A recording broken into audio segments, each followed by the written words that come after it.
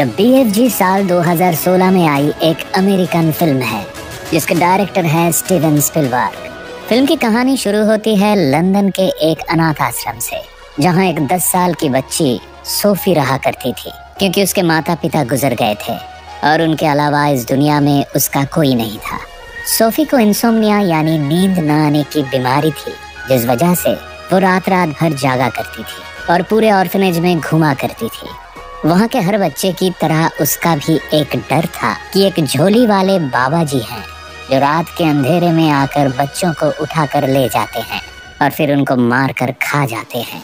एक रात जब ऑर्फनेज में सारे बच्चे सो रहे होते हैं, तभी बाहर से एक आवाज आती है और सोफी खिड़की खोलकर बाहर झांकने लगती है। सोफी खिड़की से देखती है कि कुछ बिल्लियां हैं जो बाहर खाने की तलाश में डस्टबिन गिरा रही होती हैं। तभी दीवार के पीछे से एक बहुत बड़ा हाथ दिखाई देता है जो गिरे हुए डस्टबिन को उठाकर सही जगह पर रख देता है और उसी के बाद वहां पर एक बहुत बड़ा जायंट दिखाई देता है।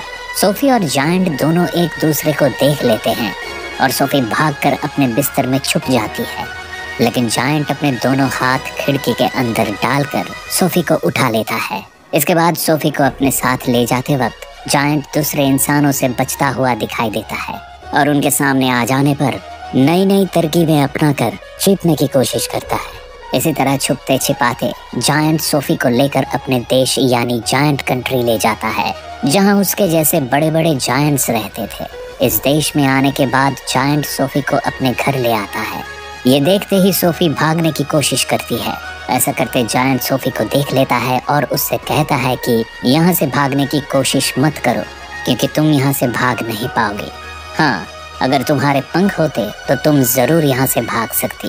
फिर वो उसे अपनी कढ़ाई में रख देता है, जिससे सोफी को लगता है कि अब वो जायंट उसे खा जाएगा। तभी सोफी को बाहर से और भी जायंट्स की हंसने की आवाजें आती है और वो उसे पूछती है कि क्या यहाँ और भी जायंट्स हैं। वो कहता है कि हाँ, यहाँ मुझसे भी बड़े बड़े जायंट्स हैं और वो सब इतने खतरनाक हैं कि इंसानों को भी खा जाते हैं।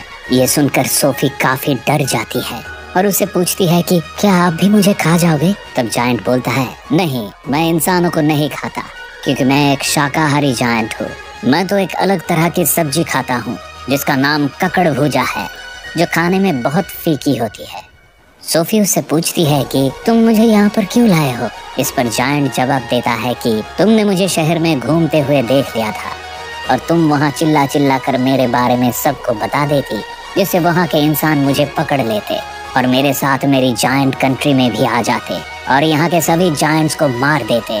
इसलिए मुझे तुम्हें यहाँ लाना पड़ा। अब तुम अपनी बाकी की जिंदगी यहीं पर बिताओगी। इस बात पर सोफी उसे कहती है कि वो यहाँ नहीं रहेगी और यहाँ से भाग जाएगी। जायंट कहता है कि यहाँ से भागने की गलती मत करना, वरना बाहर बड़े जायंट्स तुम्हें निगल लेंगे। फिर जायंट सोफी को अपनी नाव के ऊपर एक छोटी जगह पर बैठा देता है। तभी सोफी देखती है कि वो जायंट अपने बैग से एक बोतल निकाल रहा है जिसमें से रोशनी आ रही होती है। सोफी उससे पूछती है कि ये क्या है। जायंट उसे बताता है कि ये सपने हैं। जायंट की इस बात को सुनकर सोफी भी उसे बताती है कि उसे सपने नहीं आते, क्योंकि वो कभी सोती ही नहीं है। उसके बाद जायंट सोफी की उस बुक को उठाता है जिसे वो सोफी के साथ ही ले आया था। वो एक पोएम की बुक होती है। अब जायंट उस बुक को पढ़ना शुरू करता है और देखते ही देखते सोफी को नींद आ जाती है। उसके बाद जायंट अपने घर से लगी हुई एक लैब में जाता है, जहां बॉटल्स में चमकते हुए सैकड़ों सपने कैद होते हैं। जायंट एक बॉटल से कैद हुए एक सपने को बाहर निकालता है कि तभी सोफी की नींद खुल जाती है और वो देखती है कि जायंट नीचे गहरी नींद में सो रहा है। तभी सोफी मौके का फायदा उठाकर वहां से भाग खड़ी होती है। भागते वक्त उसका सामना एक बहुत बड़े जायंट से होता है। वो बड़ा जायंट सोफी को पकड़कर खाने की कोशिश करता है। सोफी मदद की गुहार लगाती है, लेकिन छोटा जायंट उसकी गुहार को अनसुना कर देता है। देखते ही देखते सोफी बड़े जायंट के मुंह में समा जाती है, लेकिन अगले ही पल सोफी की नींद खुल जाती है और वो खुद को उसी जगह पर पाती है जहां वो पहले थी। वो वहां छोटे जायंट को भी देखती है और उसे पूछती है कि उसने ही ऐसा किया है ना, क्योंकि मुझे तो सपने आते ही नहीं थे और ये सपना कितना भयानक था। जायंट उसे जवाब देते हुए कहता है कि तुम्हें ये सपना दिखाना जरूरी था, जिससे कि तुम यहाँ से बाहर ना जा सको। जायंट उसे बताता है कि यहाँ बाहर जो जायंट्स हैं वो मुझसे 3 गुना बड़े हैं और उनके सामने मैं कुछ भी नहीं हूँ। वो इंसानों को आराम से खा जाते हैं। सोफी और जायंट एक दूसरे से बात कर ही रहे थे कि तभी वहाँ बड़ा जायंट आ जाता है और छोटे जायंट से कहता है कि वो यहाँ किससे बात कर रहा है, बताओ कहाँ है वो। तब छोटा जायंट कहता है कि मुझे नहीं पता तुम किसकी बात कर रहे हो, मुझे तो कुछ भी समझ में नहीं आ रहा है। वहीं सोफी एक सेफ प्लेस पर छुप जाती है। इधर बड़ा जायंट छोटे जायंट से कहता है कि उसकी उंगली में चोट लग गई है, इसमें जल्दी से मरहम लगा दो। छोटा जायंट जब मरहम कर रहा होता है तभी बड़ा जायंट उससे कहता है कि उसे इंसान की खुशबू आ रही है और वो वहाँ उसे ढूंढना शुरू कर देता है। सोफी वहाँ रखी हुई ककड़ भूजी के अंदर छुप जाती है। बड़ा जायंट वैसे तो सब्जियों से नफरत करता है, लेकिन आज इस ककड़ भूजी से अलग तरह की खुशबू आ रही थी, इसलिए वो उस ककड़ भूजी को खाने की कोशिश करता है। लेकिन तभी छोटे जायंट को उसमें छिपी हुई सोफी दिख जाती है और वो बड़े जायंट से कहता है कि तुम मांसाहारी हो ना कि शाकाहारी और तुम्हें इस सब्जी को नहीं खाना चाहिए। और वो गुस्से से उस ककड़ भूजी को वहीं फेंक देता है और वहाँ से चला जाता है। अब जायंट सोफी को अपने लैब में पानी के झरने तक ले जाता है जिससे सोफी नहा सके और सोफी को वो कुछ पुराने कपड़े देकर वहाँ से जाने लगता है। लेकिन सोफी उससे पूछती है कि तुम कहाँ जा रहे हो, मुझे भी लेकर चलो। तो जायंट उससे कहता है कि मैं अपने काम पर जा रहा हूँ। सोफी उससे उसके काम के बारे में जानने की जिद करती है। उसके बहुत जिद करने पर जायंट उसे बताता है कि वो सपने पकड़ता है। सोफी ये सुनकर उसके साथ जाने की जिद करने लगती है, लेकिन जायंट सोफी को अपने साथ ले जाने के लिए मना कर देता है क्योंकि उसको ये बात अच्छे से पता होती है कि अगर बड़े जायंट्स ने सोफी को देख लिया तो वो उसे जिंदा नहीं छोड़ेंगे। हालांकि सोफी की जिद के आगे उसे हार माननी पड़ती है और वो उसे साथ लेकर चला जाता है। बाहर जब चुपके से जायंट बाकी सभी बड़े जायंट्स को पार करके जा रहा होता है तभी उन सब की नींद खुल जाती है। वो उससे पूछते हैं कि तुम कहाँ जा रहे हो। तो जायंट कहता है कि मैं अपने काम पर जा रहा हूँ। तो बड़ा जायंट कहता है कि तुम बाहर शहर नहीं जा सकते क्योंकि इंसानों को अगर हमारी जगह के बारे में पता चल गया तो वो हमारा शिकार कर लेंगे।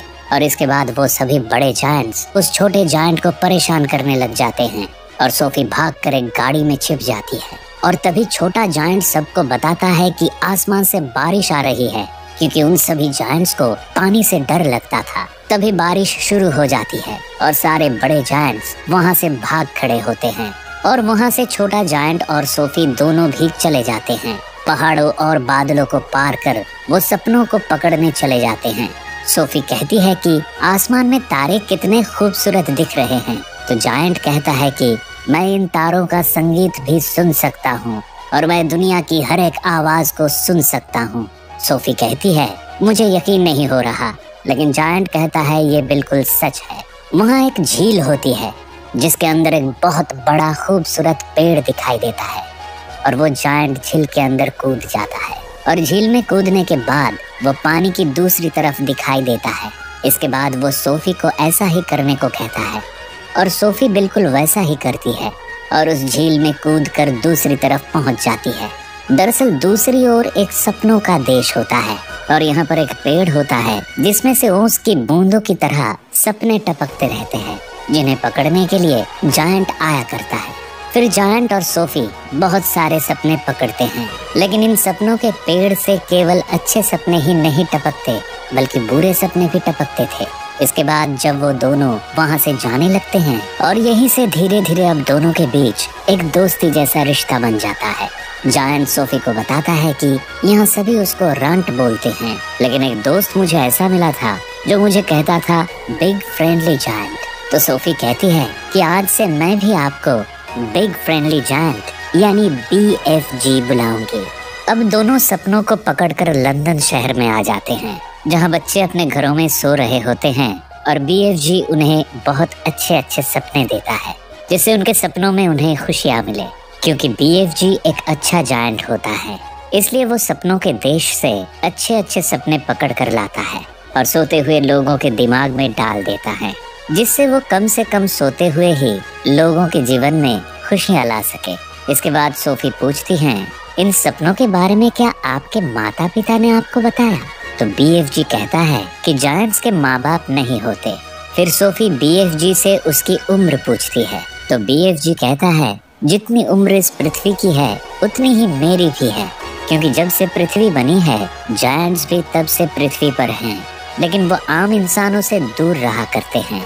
अब जब सपनों का काम पूरा हो जाता है तो सोफी और BFG वापस जायंट कंट्री जाने लगते हैं। तभी सोफी पूछती है कि मेरा कंबल कहाँ है, और तभी उनको याद आता है कि सोफी का कंबल जायंट कंट्री में ही बड़े जायंट्स के बीच ही छूट गया था। और ये जानकर BFG परेशान हो जाता है और वो सोफी को कहता है कि अब तुम्हारा जायंट कंट्री में जाना खतरे से खाली नहीं है, क्योंकि अब तक बड़े जायंट्स को यकीन हो चुका होगा कि उनके देश में कोई इंसान भी मौजूद था। BFG सोफी को वापस उसके ऑर्फनेज छोड़ते हुए बताता है कि बहुत पहले मुझे तुम्हारी तरह ही एक छोटा दोस्त मिला था, जिसके दिल की आवाज भी बिल्कुल तुम्हारे ही तरह शांत थी, लेकिन उसने मुझे देख लिया था और इस वजह से मैं उसे उठाकर अपने देश ले गया। उसी ने मुझे पढ़ना लिखना सिखाया और जो कपड़े तुमने पहने हैं वो मेरे उसी दोस्त के हैं। इससे पहले कि उसे मैं वापस उसकी दुनिया में ला पाता बहुत देर हो चुकी थी और मैं नहीं चाहता कि तुम्हारे साथ भी ऐसा हो। इतना कहकर वो सोफी को छोड़कर वहाँ से चला जाता है, लेकिन सोफी उसे ऐसा करने से रोकती है और बहुत दुखी हो जाती है। लेकिन BFG वहाँ से जा चुका होता है। सोफी वापस से ऑर्फनेज में अपने बिस्तर पर आ जाती है, लेकिन उसका मन वहाँ नहीं लगता और वो महसूस कर पाती है कि BFG वहीं उसके आसपास है और वो अपनी बालकनी से कूद जाती है, लेकिन BFG वहाँ आकर उसे बचा लेता है। अब सोफी की जिद के आगे BFG हार जाता है, फिर उसे लेकर अपने देश लौट जाता है। यहाँ जायंट कंट्री में बाकी सभी जायंट्स को सोफी के बारे में पता चल जाता है और फिर अचानक वो सभी BFG के घर पर धावा बोल देते हैं और BFG को सोफी को उन्हें सौंप देने को कहते हैं। जायंट्स पूरे घर को तहस नहस कर देते हैं, लेकिन उन्हें सोफी नहीं मिलती, जिसके बाद सोफी की सुगंध वाले कंबल को BFG आग में जला देता है और उसी कंबल की मशाल बनाकर सभी जायंट्स को अपने घर से बाहर भगा देता है।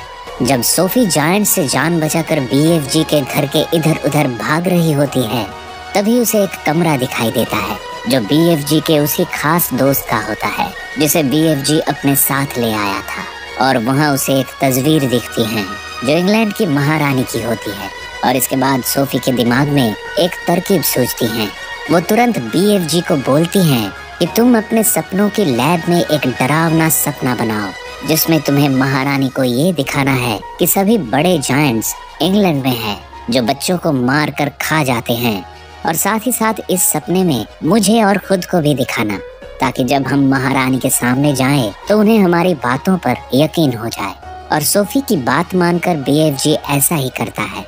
वो अपने लैब में एक सपना बनाता है जिसमें वो जायंट कंट्री में रहने वाले सभी बड़े जायंट्स की तस्वीरें और बहुत सारे बच्चों को डालता है, साथ में सोफी और खुद को भी डालता है। सपना बनाने के बाद BFG सोफी को लेकर इंग्लैंड की महारानी के महल तक पहुंच जाता है और खिड़की के पास से BFG महारानी के नींद में उस भयानक सपने को डाल देते हैं। अब महारानी वो सब देखती है जो वो दोनों उन्हें दिखाना चाहते थे, और जब महारानी की नींद खुलती है तो वो बहुत डरी हुई होती है। महारानी इस सपने के बारे में अपनी PA को बताती है। PA कहती है लेकिन वो तो एक सपना था। पर जब वो न्यूज़पेपर देखती है तो वो चौंक जाती है और कहती है कि कल रात शहर में बहुत सारे बच्चे गायब हुए हैं, बिल्कुल वैसे ही जैसा आपने सपने में जिक्र किया। जब महारानी पर्दा हटाने के लिए कहती है तब वो देखते हैं कि सोफी खिड़की पर होती है, क्योंकि ये बात भी BFG ने महारानी के सपने में डाली थी।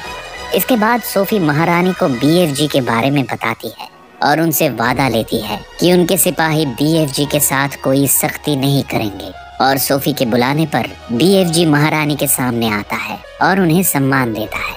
क्योंकि सभी जायंट्स इंसानी तौर तरीकों से जुदा होते हैं, इसलिए उनकी बोली भाषा भी गड़बड़ रहती है। इसी वजह से BFG भी शब्दों को उल्टा सीधा बोलता है। अब महारानी अपने वादे के मुताबिक सोफी और BFG की विशेष खातिरदारी की जाती है। अच्छा स्वादिष्ट खाना खिलाया जाता है और फिर BFG महारानी और सेना के अधिकारियों को बताता है कि किस तरह से बड़े बड़े जायंट्स बच्चों और इंसानों को खाते हैं और उन्हें किस तरह से रोका जा सकता है। फिर महारानी BFG की मदद के लिए तैयार हो जाती है और अपनी सेना को BFG के बताए गए रास्ते से जायंट कंट्री भेजती है।